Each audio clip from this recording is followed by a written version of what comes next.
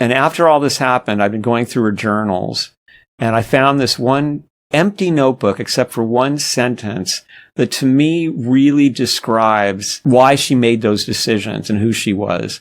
She said, "It's about the individual conversations. It's not about the fame." And that's exactly how she ran her life. Keep watching to learn more. Book 4 in the new Thinking Aloud dialogue series is Charles T. Tart, 70 Years of Exploring Consciousness and Parapsychology, now available on Amazon. New Thinking Aloud is presented by the California Institute for Human Science, a fully accredited university offering distant learning graduate degrees that focus on mind, body, and spirit. The topics that we cover here. We are particularly excited to announce new degrees emphasizing parapsychology and the paranormal. Visit their website at cihs.edu. You can now download all 8 copies of the New Thinking Aloud magazine for free, or order beautiful printed copies. Go to newthinkingaloud.org.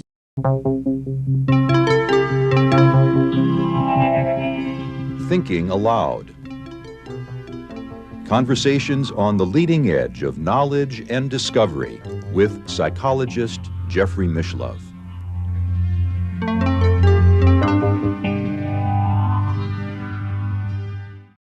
Hello and welcome. I'm Jeffrey Mishlove. My guest today is Ronnie Pontiac, who was the personal research assistant for Manly P. Hall at the Philosophical Research Society in Los Angeles. He is author of American Metaphysical Religion, Esoteric and Mystical Traditions of the New World, and he is co-author with his late wife, Tamra Lucid, of The Magic of the Orphic Hymns, a new translation for the modern mystic. Today, we'll be talking about Tamra, his life partner of 46 years, who passed away last month from today in July 2025. Tamra was also the author of Making the Ordinary Extraordinary, My 7 Years in Occult Los Angeles with Manly Palmer Hall. She was also the founder of the Riot Grrrl band, Lucid Nation. Ronnie is in Los Angeles, and now I'll switch over to the internet video. Welcome, Ronnie. It's a pleasure to be with you today. I'm very pleased to be with you, Jeffrey. I know this is still a difficult circumstance. Having lost your life partner of 46 years is undoubtedly one of the most difficult things anybody could ever go through. So I'm very grateful that you're willing to take the time to be with me and the New Thinking Aloud audience today and share your reflections on this wonderful person that we've talked about many times. And I really regret I never had a chance to meet her. I wish she had met you, and I know that she was planning to do a podcast with you when The Unobstructed Way, the book that we wrote together, came out, so it's a pity. It is a pity, but let's start with, I had the opportunity to go through her book about Manly Hall, and I realized it's as much about you as about Manly Hall. And I know from our conversations how much you loved her, but reading her book, I could see that she loved you equally. We had an extraordinary relationship, not punning on the title of her book, which is Making the Ordinary Extraordinary. We were together every single day for 46 years. We did all of our work together. I've often said that really we could have both been authors of any of the things that we wrote together or separately because we collaborated so completely on everything. Music, films, and of course the books. But she actually had a separate calling, which was as an artist. And I myself did not realize how dedicated she was and how many stages there was to it until I started to go through our closets and cabinets. And I found this amazing art stuffed into garbage bags, stuck in the back of these closets. I had some friends with me and we were just amazed at the quality and how she had these different kind of eras of art. But other than the art, which she very much did on her own to such a degree that I didn't even realize the extent of it, everything else we were involved with together every single day. And the amazing thing to me is, of course, she describes in her book how she first met you and how the very first thing she had to say about you was that people warned her, stay away from this guy.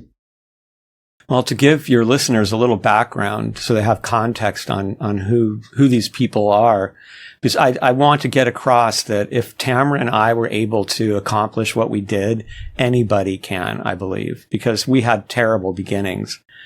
Both of us, when we first started out, we were very intelligent. I found her old report cards. And in elementary school and in middle school, she was a straight A student. She was brilliant in mathematics. A lot of comments from teachers like outstanding. And she was very much the girl that she became later, in that if there was somebody bullying a younger kid or a weaker kid, she would step up and fight the bully. And so something happened to her around the time that she was graduating from middle school into high school, which is not uncommon. She became the object of all these rumors, and they were very lurid. She didn't really understand what the words that she was suddenly being called were. That she didn't understand what these things that she had allegedly done were.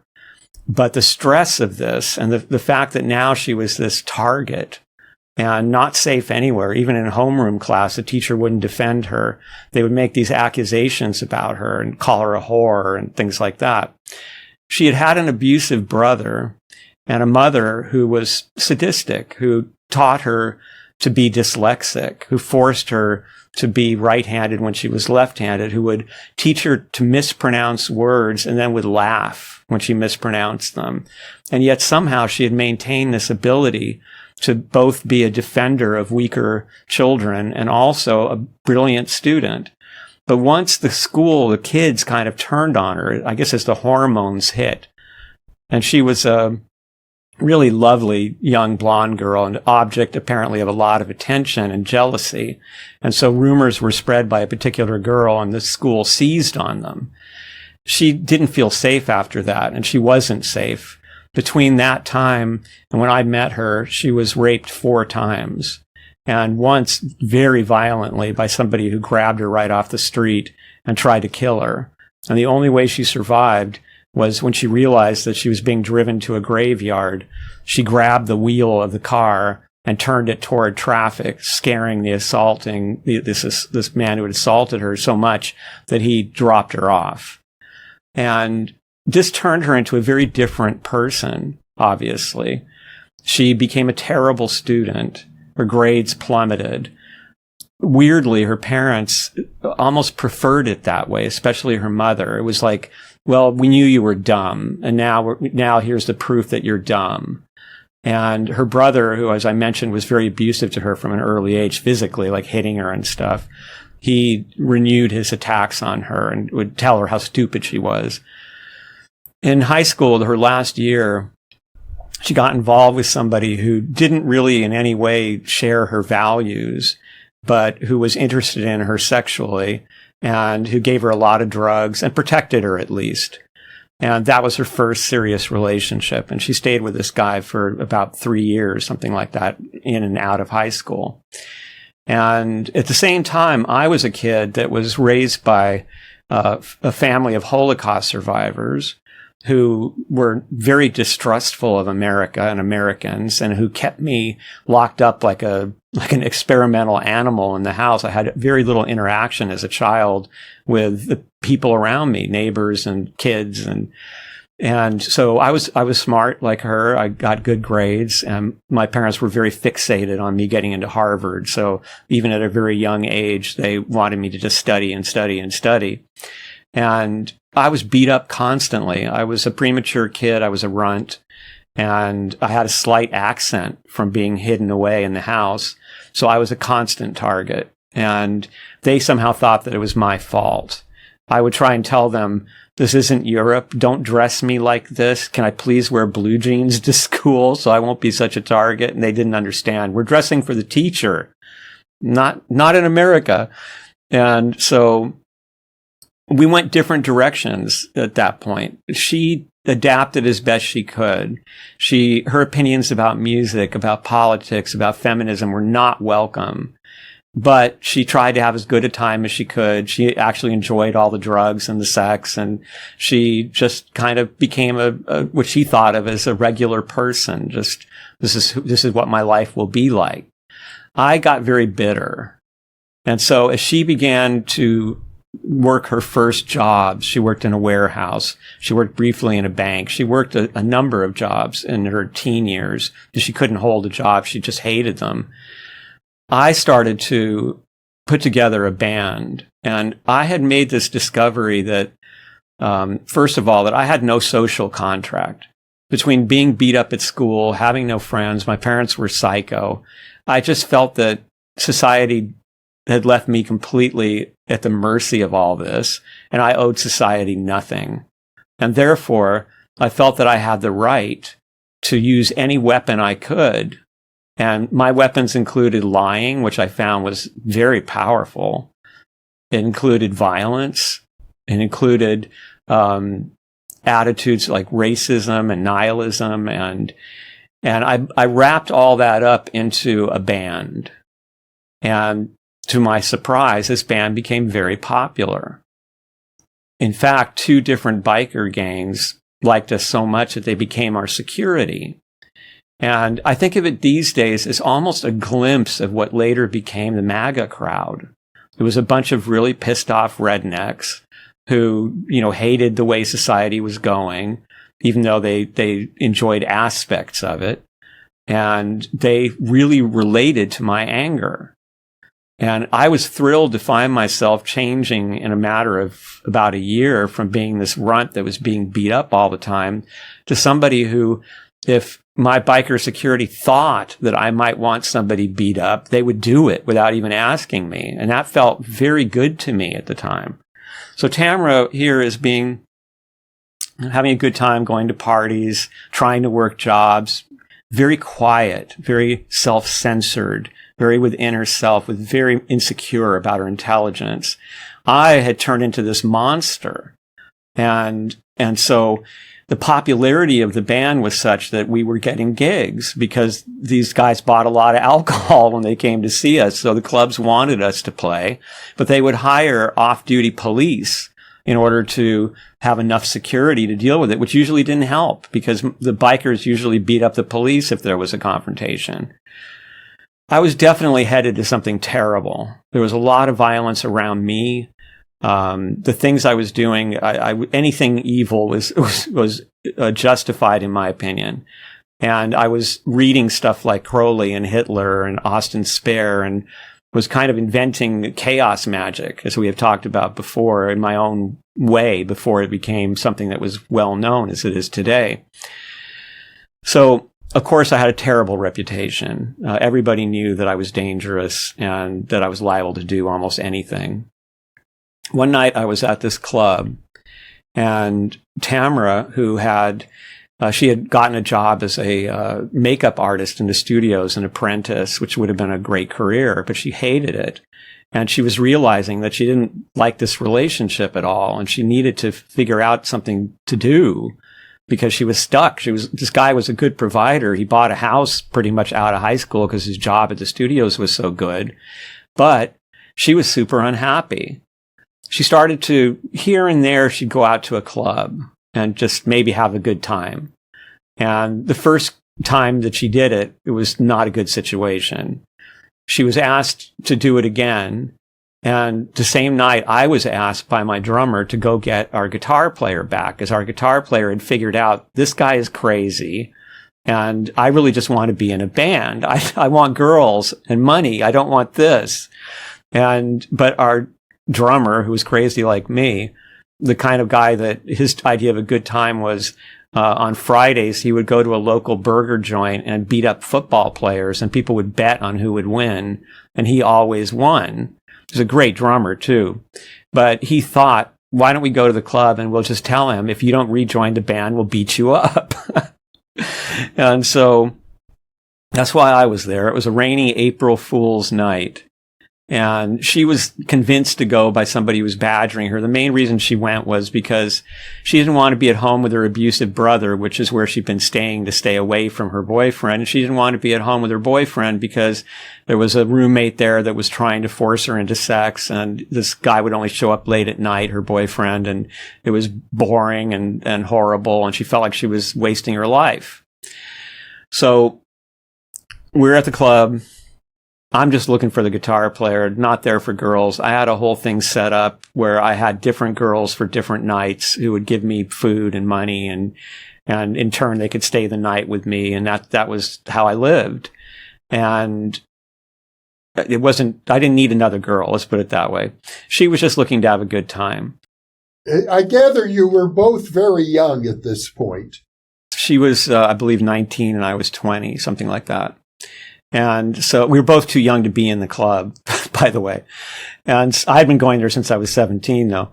And so what happened was the girl she went there with, who had badgered her into going, had immediately hooked up with this band of 5 guys at their table. And then she spotted this guy who was a lookalike of a rock star she idolized, and she completely abandoned Tamra with these 5 guys. Well, these 5 guys were quite predatory. And they could sense that this was a girl that was insecure and who had been abused. You can feel it off people. They get nervous and they feel helpless. And so they began to plot on how they were going to corner her. And there's a kind of experience, as she described it, where they would be looking at each other and whispering, and then they'd see that she was looking, and they would suddenly smile at her. Oh, hi. And watch her very carefully. They would follow her around the club and interrupt her when she was talking to somebody else. And she knew what was happening, and she was terrified. And so she started to look at me, and her friend, a different friend who happened to be there that night, thought, wow, that drummer's good looking. She didn't know he was a drummer. And I'd like to talk to him. And Tamra said, what a great opportunity to meet this guy who's standing there all in black, this skinny, weird guy. For some reason, she thought I was interesting looking. So they came up to talk to us, and it wasn't a very friendly conversation. I don't think I said anything. And they realized, okay, these guys are not fun. So they took off. Her friend left, and now she's left with these 5 guys. So the guy who ran the club, who was supposed to have been connected with the mafia, saw her watching me, and he walked over to her and he said, you seem like a nice girl. Do not talk to that guy. He's he's bad news. And she heard it in his voice that this was serious. And yet, as the night ended at 2 a.m., and she had not figured out a way to get out of this, she found me standing outside smoking a Black Russian cigarette and looking at everybody with contempt, as I would do. And she thought, I need help. I've got to do something, or I'm going to be in serious trouble with these guys. And so she walked up to me and she said, please help me. And Jeffrey, that's when my life completely changed. And so she explained to me what was going on. I was outraged, and I despised people like that, even though I was a criminal, but I had my own kind of code. And I said, wait here. She thought I was going out the back or something. She just thought, oh, how ridiculous, walking up to this guy and asking a guy like that to help me. He's probably laughing at me. But actually, I went in to get my drummer, and I asked him, hey, you want to protect this girl? These jackasses are planning something awful. And he was like, yeah, let's fight, And so we went and we hooked up with her. And They did try to prevent me from following. There was this whole thing which Tamra talks about where they like waited for a red light to change and all this stuff, but I didn't care about red lights. I just hit the gas and caused all kinds of terrible traffic problems and got behind her. And so as we were going into this place where she had to go and these guys had followed her, I was standing next to her. I walked up next to her to protect her. And I had the weirdest feeling,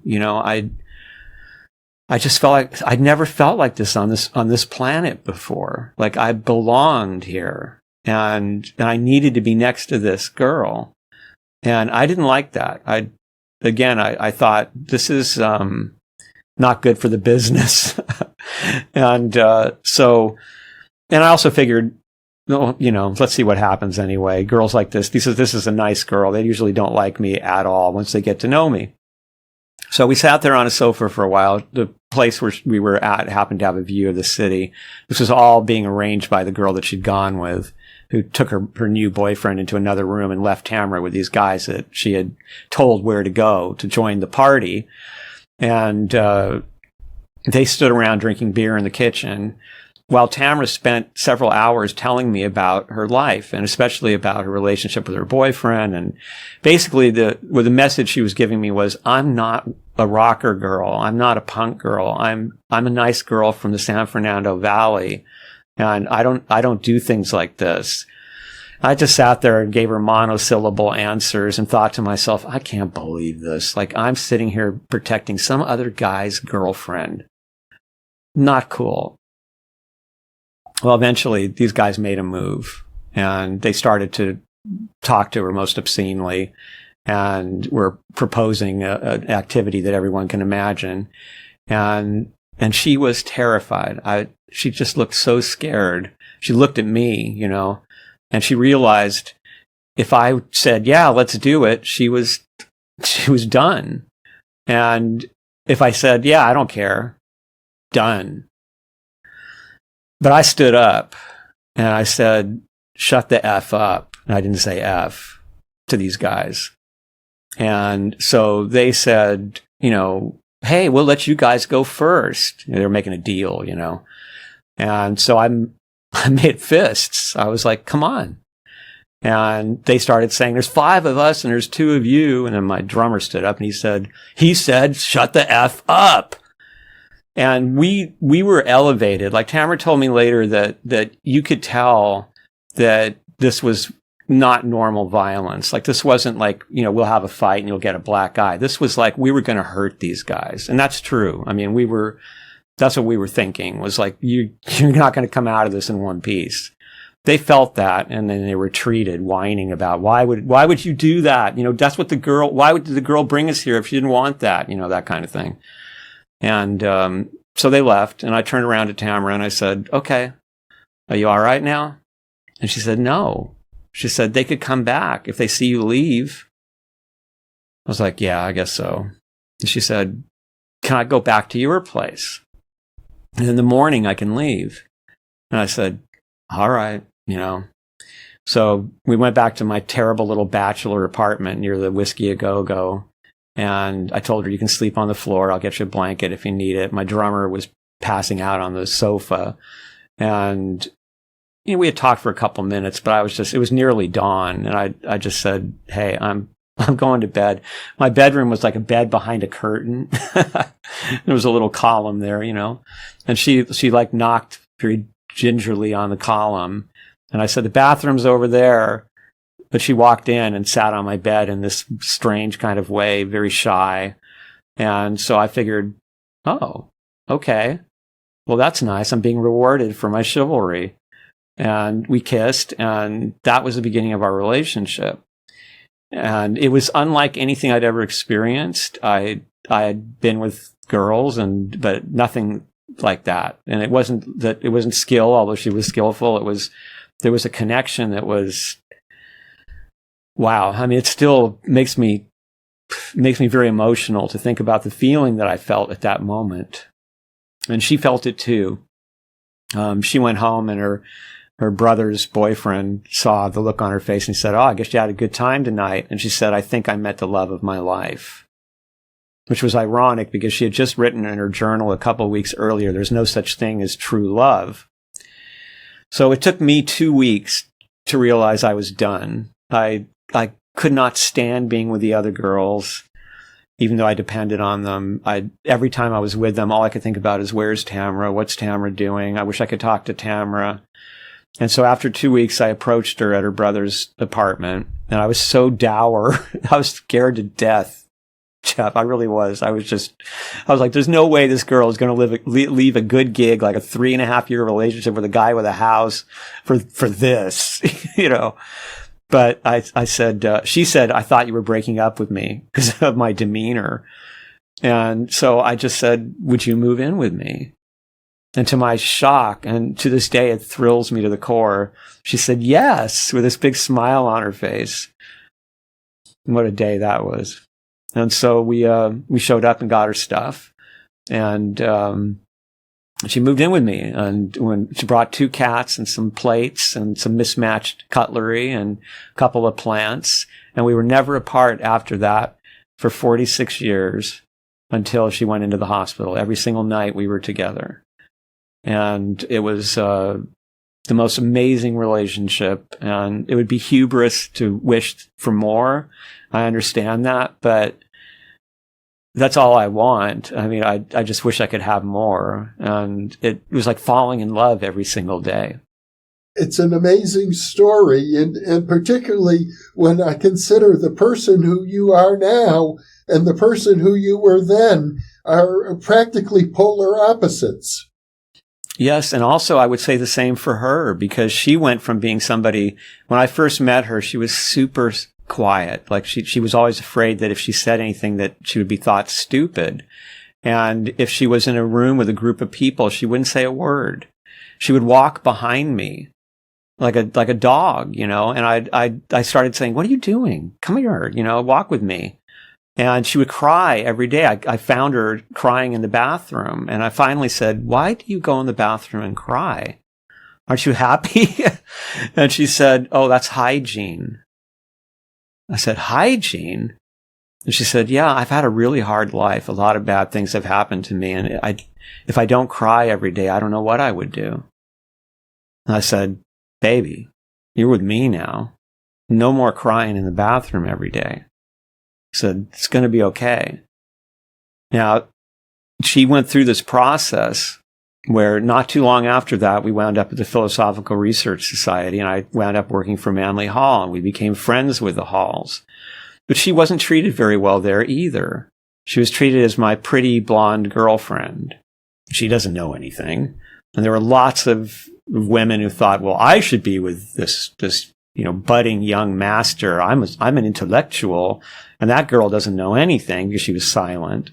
And there were men who would hit on her, and it was still a pretty ugly experience. She described it as being like wallpaper.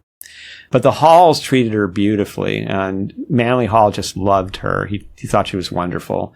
And Marie really took her to heart and became like the grandmother that she never had, because her grandmothers were pretty foul characters. And when I became popular as a lecturer, for example, Marie took Tamra aside, and she said, "Don't you let him do it. Don't you let him follow the path that Manly took, to be adored while you're sitting in the shadows." She said, "It will destroy your marriage."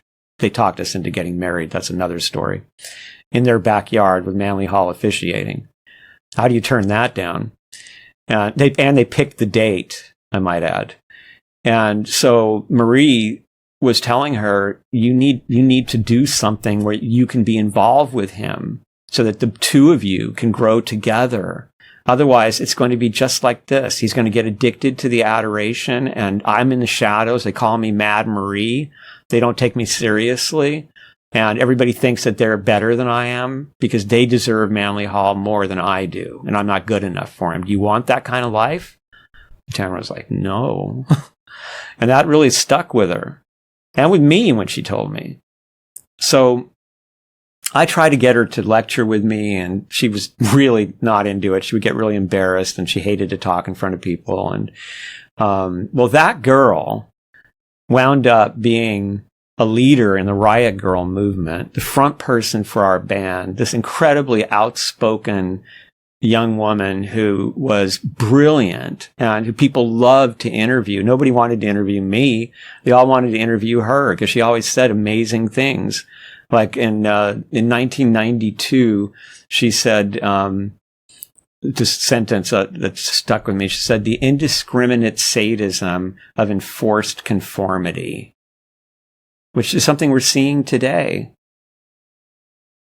So this transformation continued, and she became active as a producer of documentary films, and she became an author, as you know. And she was somebody who interviewed all kinds of people for what used to be a well-known website for burners, people who went to Burning Man.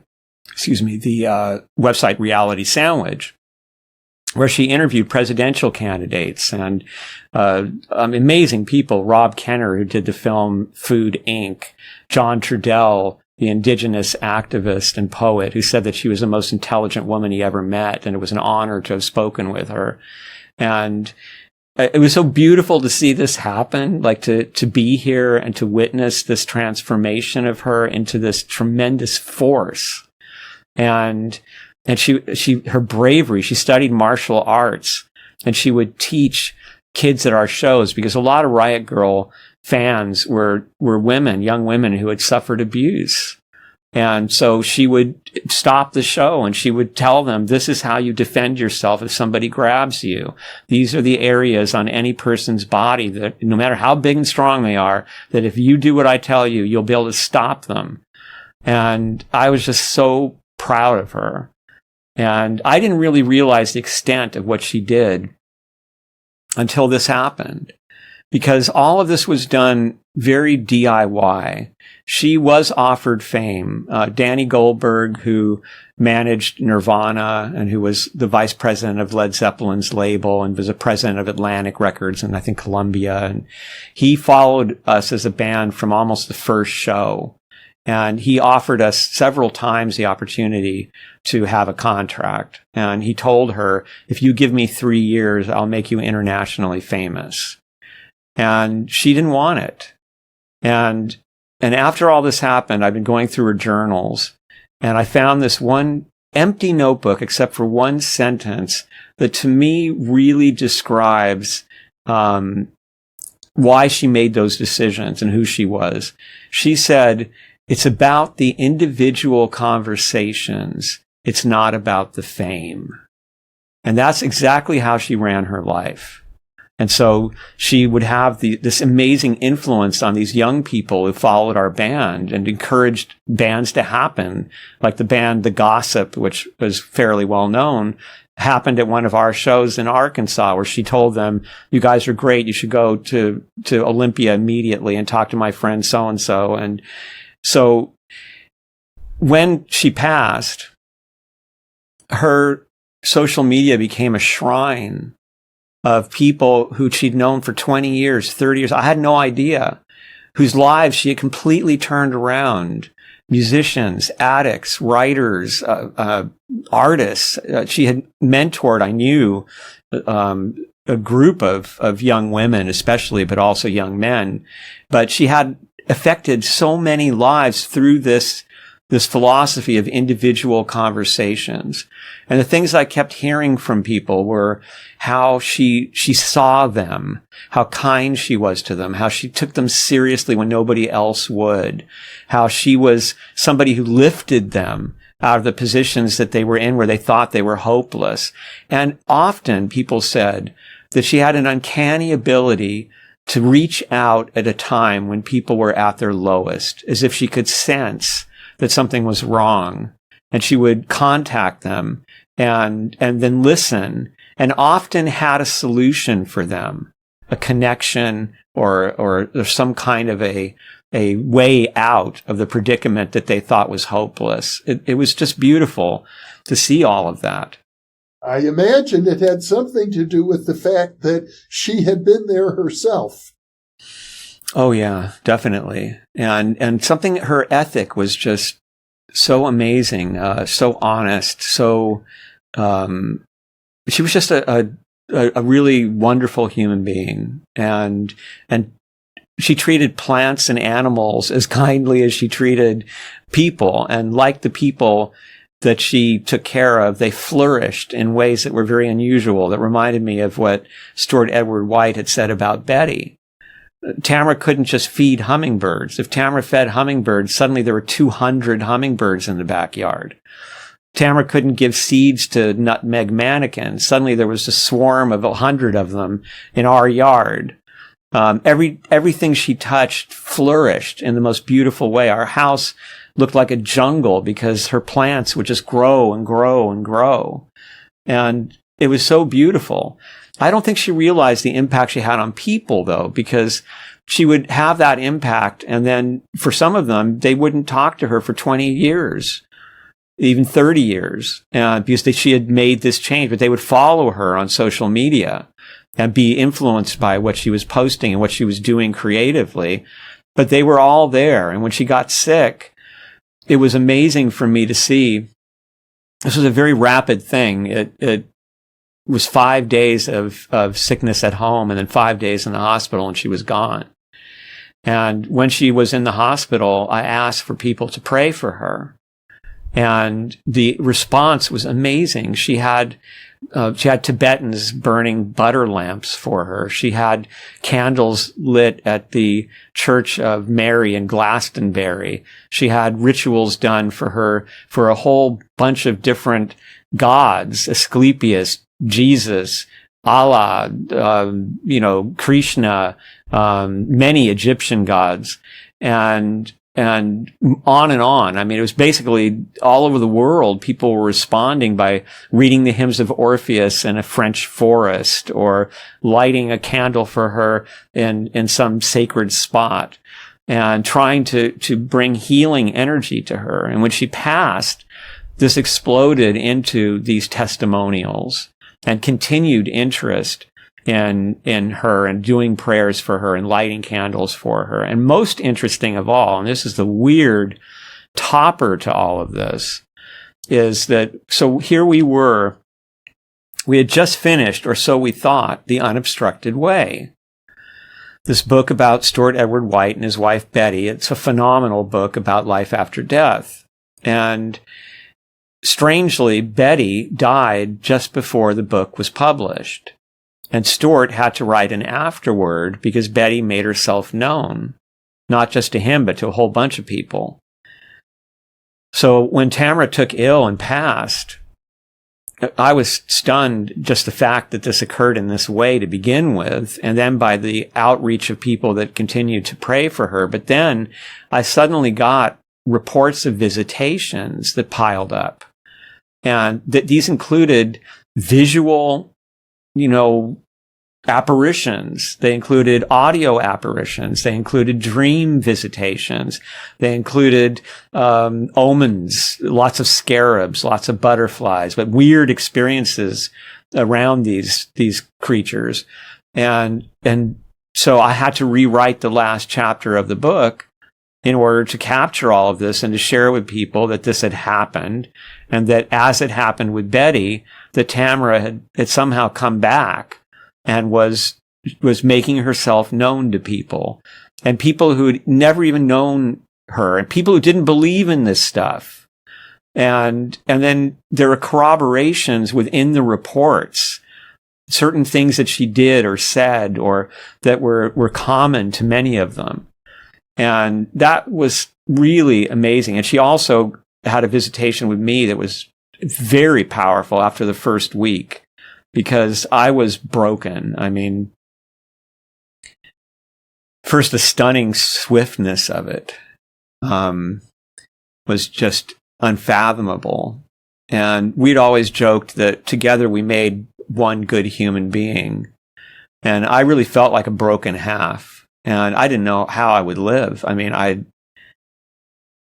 still very much get overcome by grief and by this terrible longing just to be with her wherever she is. It's hard for me to be interested in life.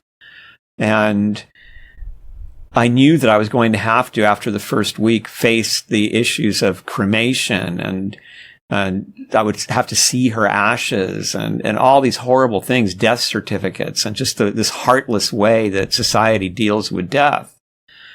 And I was terrified because I was already crushed, and all of my training, all of my meditation, all of my work with the golden flower weren't helping me, because this amazing presence in my life was gone.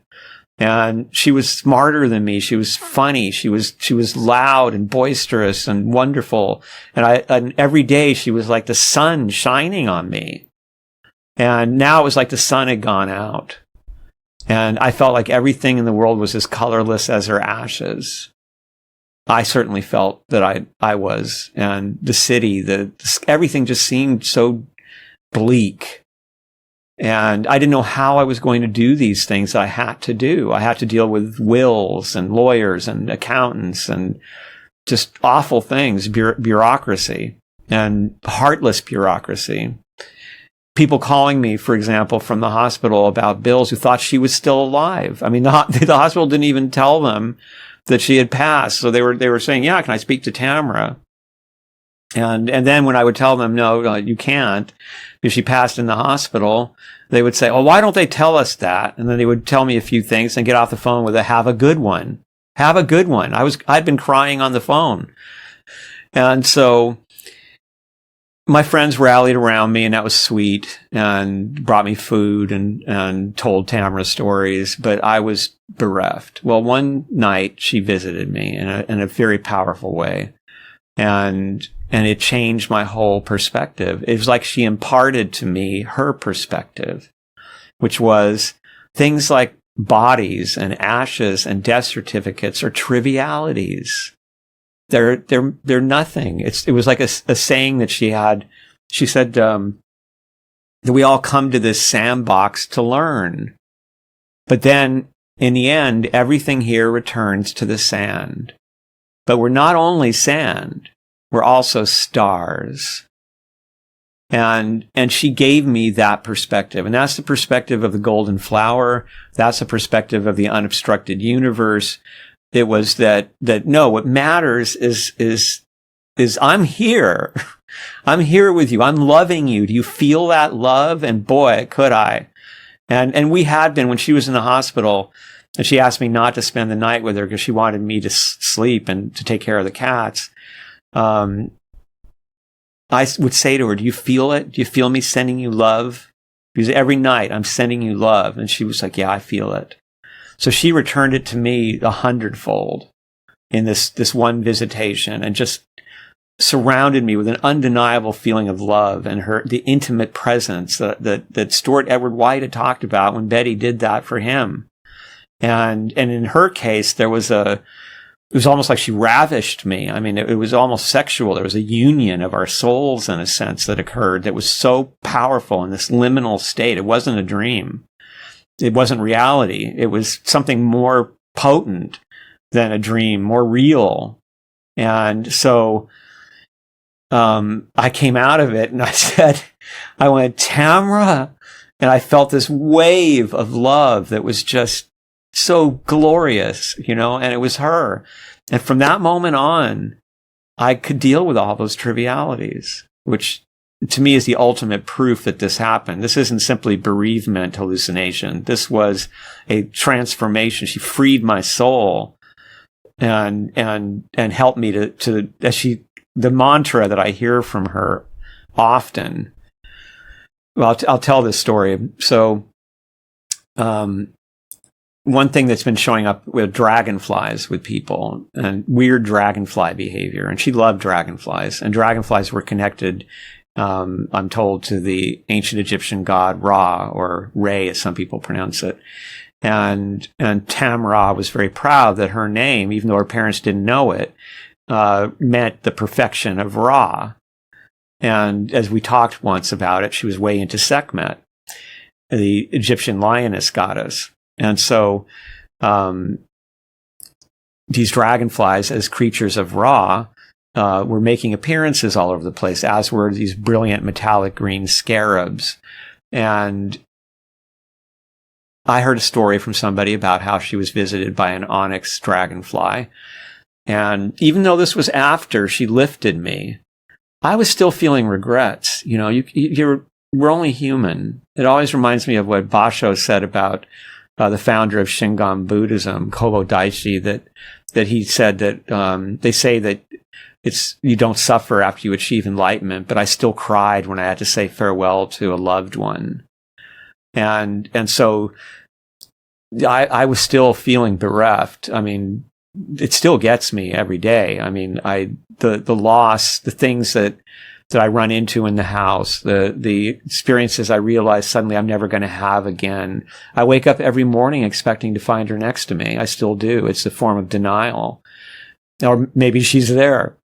And so I was sitting by our pool with my feet in the pool, and I was feeling very grief-stricken and thinking, could I have somehow prevented this? Could I have taken better care of her? Maybe, you know, because I wanted to call the ambulance the first day that she got ill, seriously ill, but she forbade it. And she told me, she said, Ronnie, I'm Tamra. I want to stay Tamra until I die. I don't want to be turned into something else by medical bureaucracy. I didn't realize what she was saying to me was I want to die at home. And I couldn't have done that. I simply could not have let her die without any medical intervention. I mean, I just couldn't have done it. And I couldn't have let go. And she actually said to me in the hospital, it could have been so easy.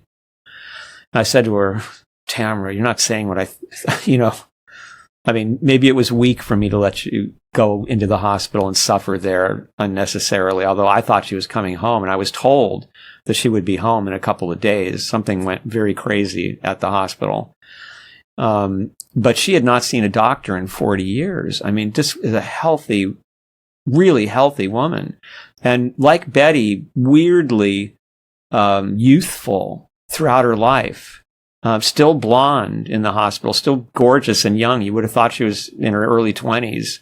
And so there I was sitting there thinking, what if I'd called the ambulance sooner? What if I'd done this or that? And suddenly a big black onyx colored dragonfly, just like the one in the report that I'd received a couple days earlier, showed up at the pool. I'd never seen one like that before, and started doing tight circles around me and almost landed on my knee. And Tamara loved to sit on my lap or sit on my knee. And so I said out loud, Tamara? And it started dancing all around me. And I heard in my head her voice. I love her voice, and that's one of the things I miss the most, that and her laughter. She said, and she's been saying it to me a lot, live up to what you know. Live up to what you know. And I said, okay, I will.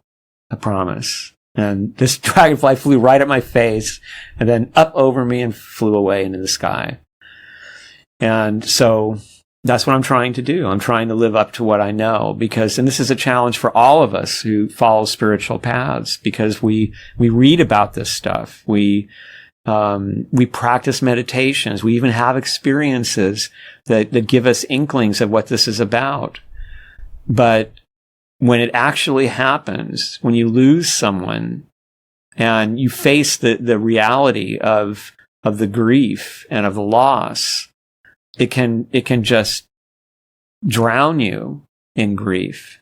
And suddenly you realize that the intellectual understanding is not really living up to what you know.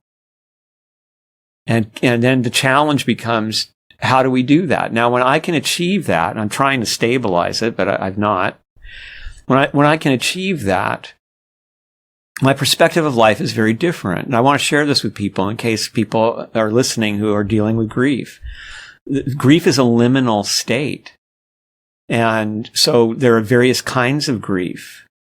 And the kind that's most familiar is, of course, been described in the stages of grief, anger and denial and bargaining and all of that, which ironically was the first book she ever gave me very early in our relationship, because she had read it. She was a Capricorn with Saturn conjunct the Sun, so she was into stuff like that. And I understand that kind of grief, and I see it playing in my life. I definitely went through an angry stage where I felt like how could you abandon me? You know, I'm the dumb one. Like I'm the one who doesn't know how to do anything. And now I've got to learn how to cook, and I got to learn how to, do things and take care of the cats and keep the house running and all these things. I would help her, but I didn't know how to do it. She'd say, do this and do that, and I went through, my form of denial was, I think, is more, as I mentioned, the feeling that she was there, not in the sense of a spiritual understanding, but just feeling like she's going to walk through the door, feeling like when I wake up in the morning, like she's there. Like I will wake up from a dream, like I often did, to say, Tamra, I just had this weird, and then the loss hits me. Oh my God, she's not there. And she's never going to be there. She's gone. I still haven't been able to get rid of a lot of her stuff. I did a lot of house cleaning, but her vanity, for example, is still untouched, with her hair in the brush.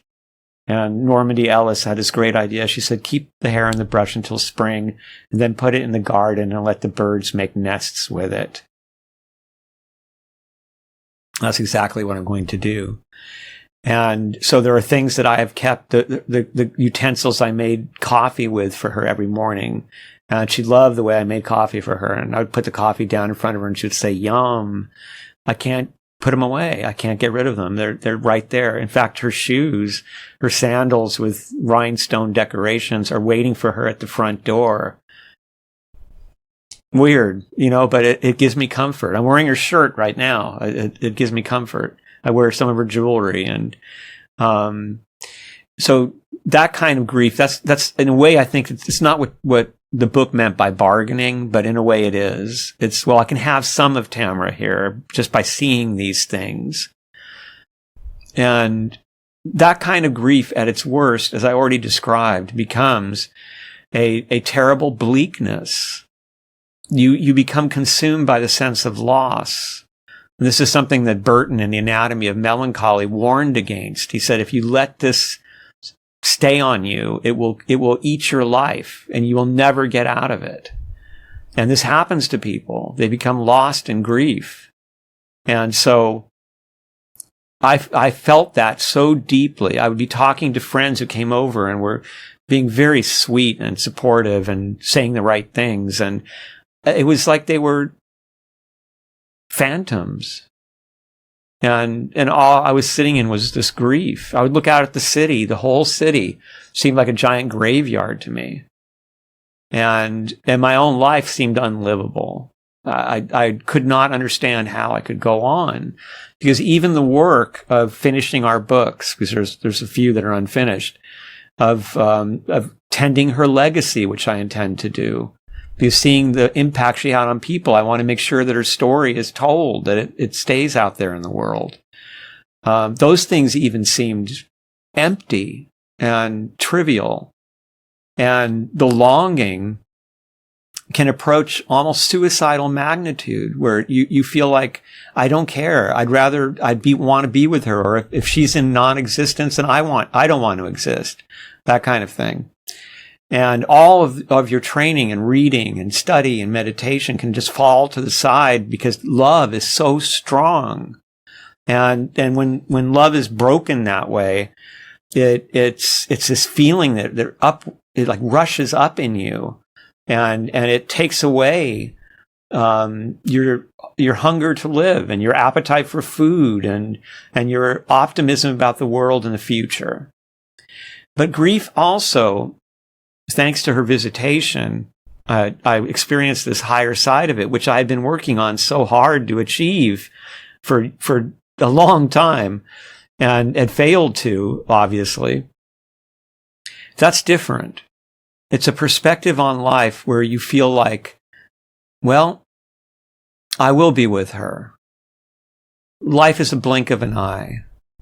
And I was very fortunate to have this amazing experience. Two souls got together here and got to live this amazing romance and reinvent themselves and stay out of the world of bureaucracy for most of our lives. And we became the kind of not really a good word to use anymore, but bohemians that we longed to be. And we had tremendous adventures. And I remember sitting with her not too long before she became really ill. She was exhausted, very stressed. She didn't like what's going on in the world today at all, and she really couldn't find any way to address it. In the past, she had been very active and been able to do a lot of things through music and film. But the way the world has shifted in Los Angeles, there was almost no musicians around because nobody can afford to live here. And COVID had also made it impossible for us to work with musicians that we had known.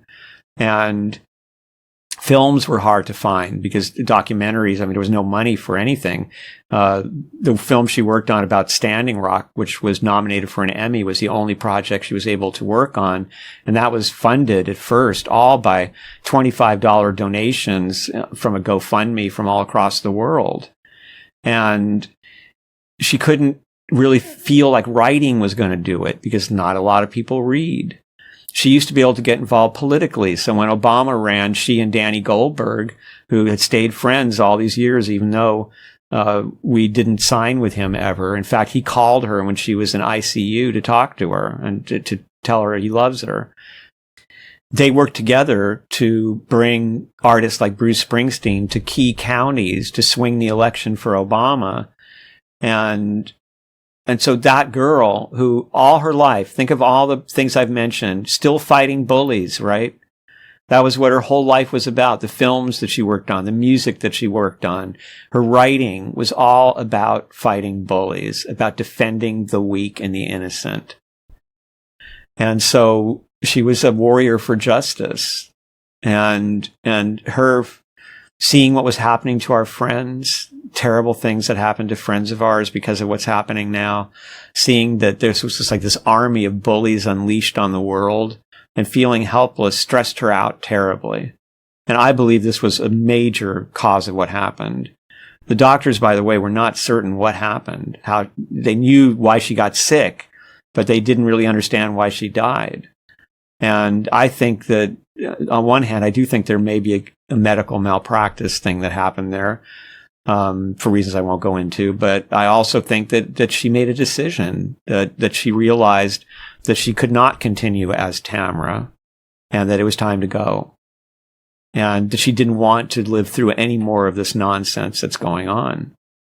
And so she was somebody who had her whole life kind of that attitude that these things like death certificates are trivialities. And I used to drive her crazy because I would get freaked out about things like that. I have epigenetic trauma being from a Holocaust survivor family, so I can turn on that trauma pretty quick. But somehow she came into this life, and despite the abuse that she suffered, she had that understanding. Like, she didn't put it into spiritual terms when I first met her, but to her, a plant was just as important a life as a human being. An animal was just as important. To her, consciousness everywhere. Not that we are superior and everything else is for us. And she treated everything in the world with respect, except people who abused the world. She also had an unbelievable wit. When she was first in ICU, she had a breathing tube and she couldn't talk. And within 5 minutes of them taking that out, she started to talk, and she had the nurses and doctors giggling with the things she was saying. That's the kind of person she was. She would light any situation up, and she would make people laugh, and she just had this joy about her, even though her humor could be very dark and pointed if needed. But always in a way that was intended to wake people up to what they were really doing. And yeah, it was just an incredible privilege to be around a human being like that for so many years, every single day. I mean, I'll be honest, I hoarded her, like I didn't want to share her with people. I just wanted to be with her all the time and just drink in this presence, this amazing elevation of spirit that she had. Do you have any plans for yourself at this point? Well, there's some talk that there might be a celebration of her life at the Philosophical Research Society, and I would like that. I think Manly Hall would like that. They told me that they feel that she and I were Manly Hall's spiritual children, and I think there's some truth to that. And I think that what she became after the influence of Manly Hall and after Marie's good advice is such a testimony and testament to what Manly Hall was.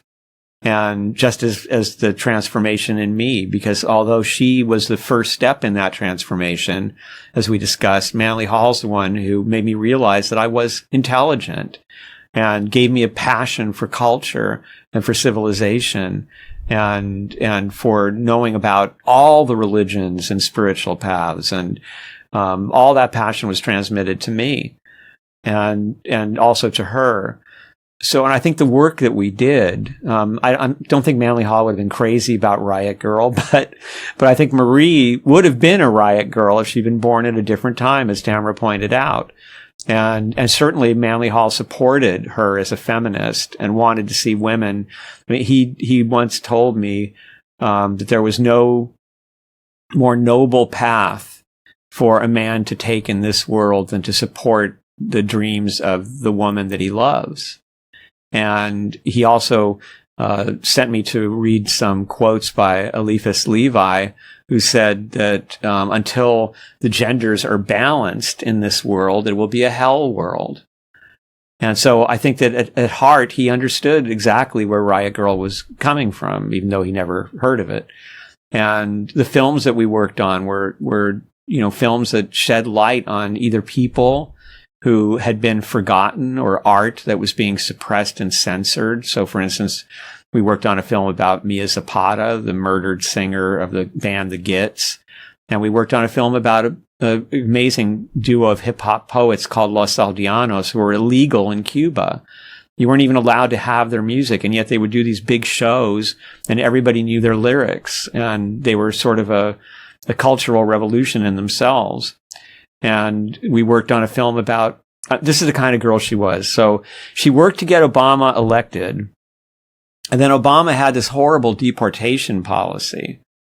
And it resulted in a bunch of people who were, for all practical purposes, born and raised in America. I mean, maybe not born here, but raised in America.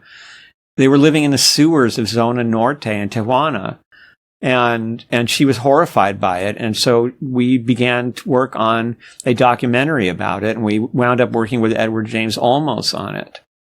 And so she wouldn't just stay loyal because, well, that's the guy that I voted for. He's a Democrat. She was like, no, he's doing something wrong. That has to be pointed out. People need to know. And then she worked she was the one who, there was a film called 99%, the Occupy Wall Street film. It was done by, I think it was 100 different directors. And she was the one at all the Occupies all around the country. They would send the film, the raw footage that was being taken at the Occupies to her to bin for the directors and producers to use so that they had, each thing was in its proper city. And then she also introduced the primary directors to the Brooklyn Film Co-op. And she was always doing things like that. And then wound up in this film, The Women of Standing Rock, End of the Line, The Women of Standing Rock, which was about the leaders of Standing Rock who were predominantly women. And only she got an associate producer credit on that because she did so much to help the film, not even wanting a credit, just doing what she could to help out. So I think that that's something that Manly Hall would be very proud of, and proud of how she blossomed from the silent girl that he knew, that he used to like to make giggle when Marie was talking too much, and how she turned into this force of nature who changed many people's lives. So that's one thing I'm thinking about. And I'm going to finish, of course, The Unobstructed Universe, which will be coming out soon. I'm sorry, The Unobstructed Way, which will be coming out soon. and we'll do some podcasts. She was very much on me about being indiscriminate about my podcast appearances. And that's one of the regrets that I had, because I spent a lot of time in the last 2 years of our lives together doing podcasts. I must have done close to 200. And I didn't really care who invited me. I felt that if I reached one person, it was worthwhile. And she kept telling me, pearls before swine, Ronnie. You're just cheapening your own thing because you're only as good as the people that interview you. And so it's telling that you were just about the only one she was willing to do an interview with. And so I felt pretty bad in retrospect that I spent all that time doing that, not only because it created a body of work that wasn't me at my best, but also because I could have been spending the time with her. And so I won't be doing as many, but I will be doing some to support that book. And then I have a book about the Rosicrucians coming out. The day before she got sick, this woman cooked 2 meals and edited the entire last chapter of my Rosicrucian book. And we made love, and she watched the No Kings protest and was very happy about it. And then the next day, that's when it all went south. And that's part of the reason that I was so hesitant in those 5 days, because I just thought, well, my God, I mean, she was fine just a moment ago, you know? But that's a warning to everybody. You know, it can happen with a terrible swiftness, and one must pay attention. So I will work on that. There's also a book about Sekhmet that I think will be coming out that we had been working on. And she had a memoir. She got about 100 pages into it. And I found notes all over the place in her journals for it. So I want to see that completed. And I'm not sure exactly how yet. I may invite people who knew her to write about the times that she didn't get to write about. So it'll be a group effort. Or I might try myself to go in there and to write as best I can. But Jeffrey, it's terrible, because not only was she my best editor by far, but she's so funny, and her memory was so sharp and mine isn't. And it just breaks my heart that she wasn't able to finish that memoir, because it would have been brilliant. And I know I can't achieve the level that she would have. But I also hope in a sense, channel.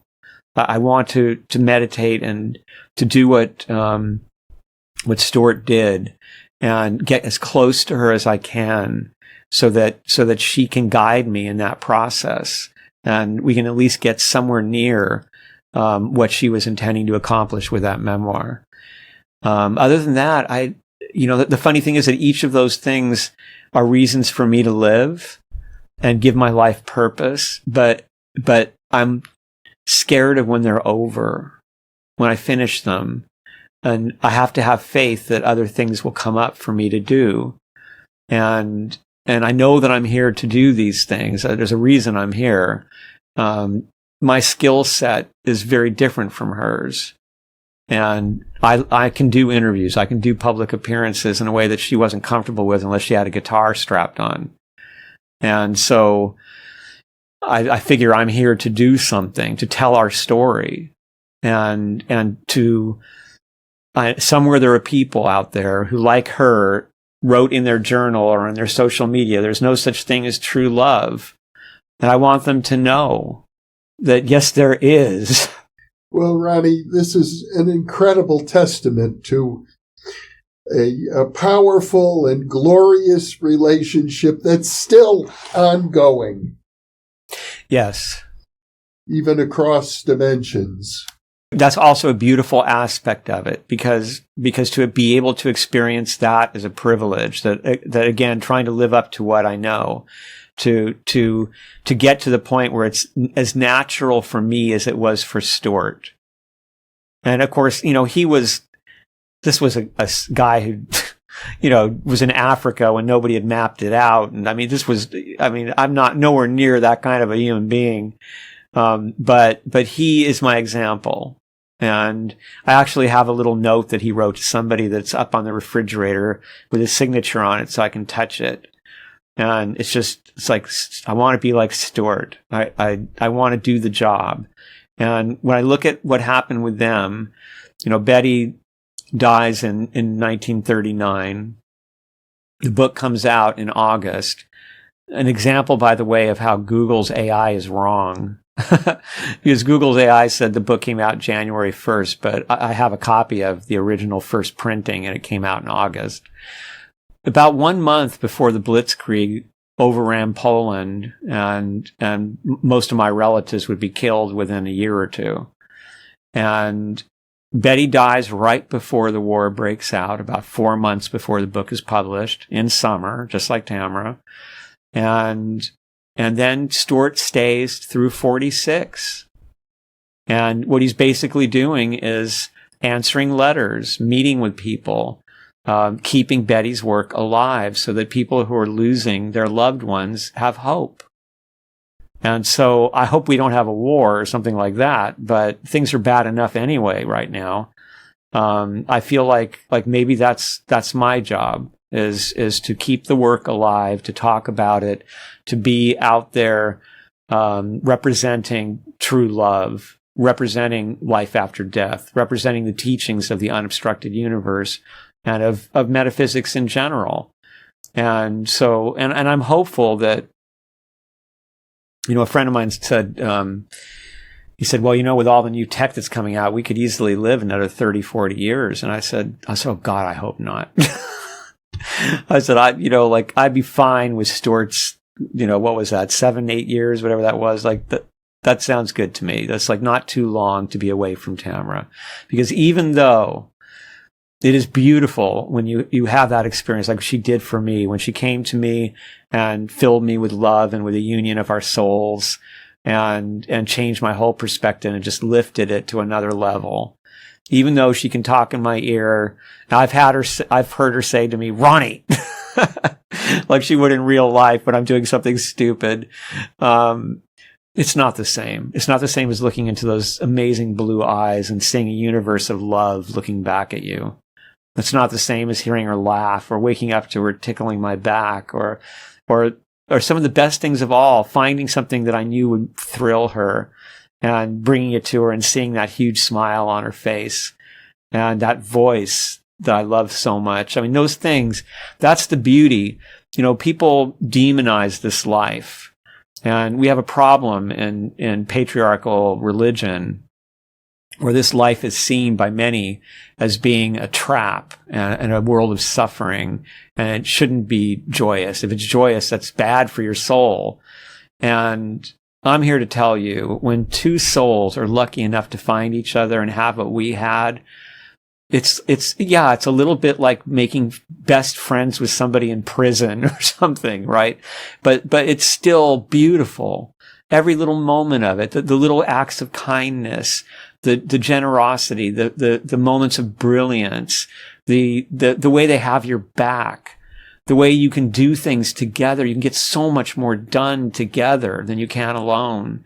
All of these little miracles and just the wonder of being in each other's presence. And even the small irritations, which I found have more to do with the families we came from, with bad habits we learned as children from our families, from what we experienced at school and things like that. And they produced habits that were annoying to each other. But even those are who we were and are. And they're beautiful, and there's a comfort in them, that they're our annoyances. And what I wouldn't give to have the things that annoyed me about her right now, It's all part of one beautiful experience of something mysterious and inexplicable we call life. And I know that the unobstructed is supposed to be so much more brilliant and wonderful. And everybody who has visitations of her says, for the most part, how joyous she is and how free and how she's just reveling in the freedom of being in the unobstructed universe. But for me, I'm looking at the miracle of what it's like when we're both in the obstructed, and how growing together and having this romantic life. So as I was saying, just before she became ill, we had this conversation. I was just trying to focus her on appreciation, because as a sort of a balm against the news. And I was saying, think about the life we had, like think about all the romantic things we did. Like when I asked her to marry me, we didn't even intend to really get married, but I wanted to ask her. We were in Australia at William Ricketts Sanctuary, and there were pink ibises tapping on our table, all surrounding us. And I said, will you marry me, Tamra? And I had a ring for her of garnets, and she said yes. And then when she passed, thanks to a couple of friends, I wrote a prayer to Sekhmet, and that prayer was delivered to the feet of the Sekhmet statue in the shrine at Karnak. Those kind of magical moments can only be had in the obstructed world. It's like poetry or a symphony. And when you're lucky enough to have a life like that, it's something so deeply beautiful and soul enriching. So I want to encourage everyone who's listening, don't get caught up in the mass delusions, what the whites used to call the Neanderthal superstitions of life. This is what happens when I'm this age, and this is what I should expect from this, and this is how we all do it. Live a poem, live a symphony, like dare to love, like really love. If you love somebody, like love all out, and be yourselves, be individuals, because only you can be that. Tamra, one of a kind. Every little thing about her genetics, how she grew up, the astrology of her birth, the Sabian symbols for each degree of her planetary placements, the music she listened to when she was a kid, the jewelry she had when she was a kid. Everything was unique. And that's true for all of us. And there'll never be another Tamra. That's what's heartbreaking to me right now. Because it was like she was designed for me. But part of that is because she became an individual, and she was always an individual. And so let's all be individuals, and let's give each other the greatest gifts that we can by being individuals and encouraging each other to be individuals and to love wholeheartedly. And when you do that, life can be really magical. And although I'm grief-stricken, and she had a rough 5 days in the hospital, and I feel bad about that. But she left in 10 days. And after not being ill once in over 40 years, that's possible. So we shouldn't get caught up in what people think are the only ways that things happen. We should dare to dream. And we might be surprised that the dreams come true. Well, Ronnie, what a heartfelt confession. I'm very touched, and of course, I'm going to be your friend and following your work in your life as long as you are here as long as we are both here on this earth.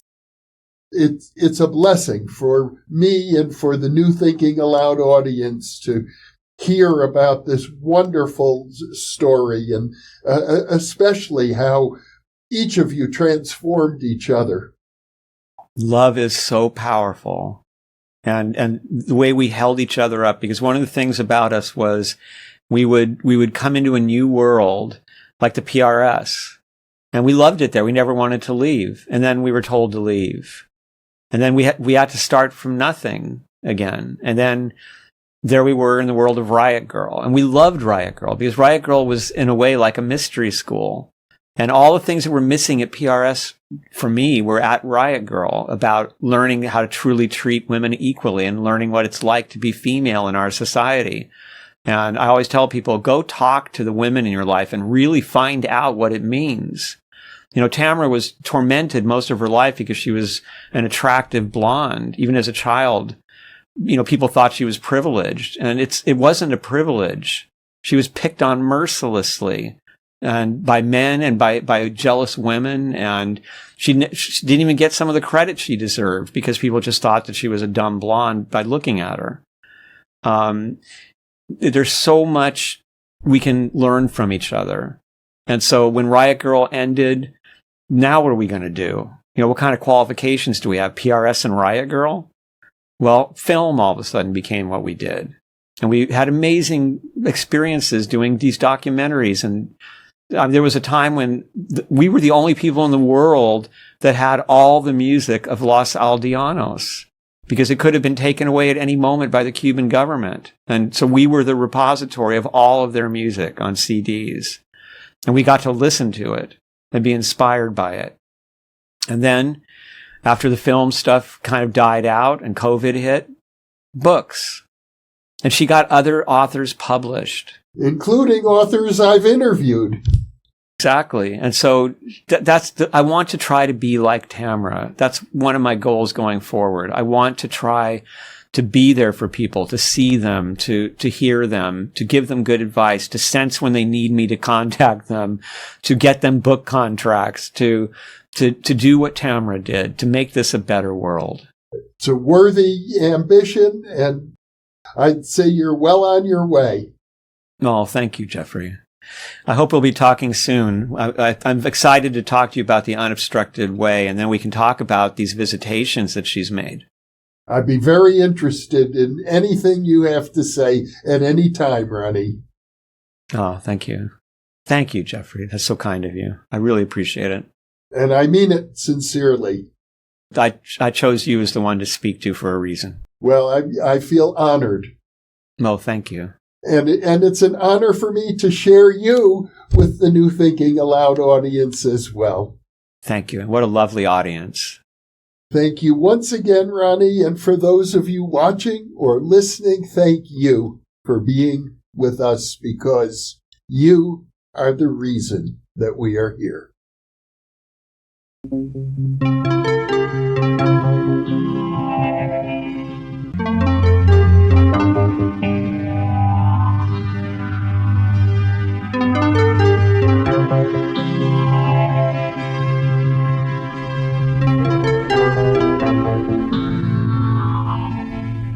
Book 4 in the New Thinking Aloud dialogue series is Charles T. Tart, 70 Years of Exploring Consciousness and Parapsychology, now available on Amazon.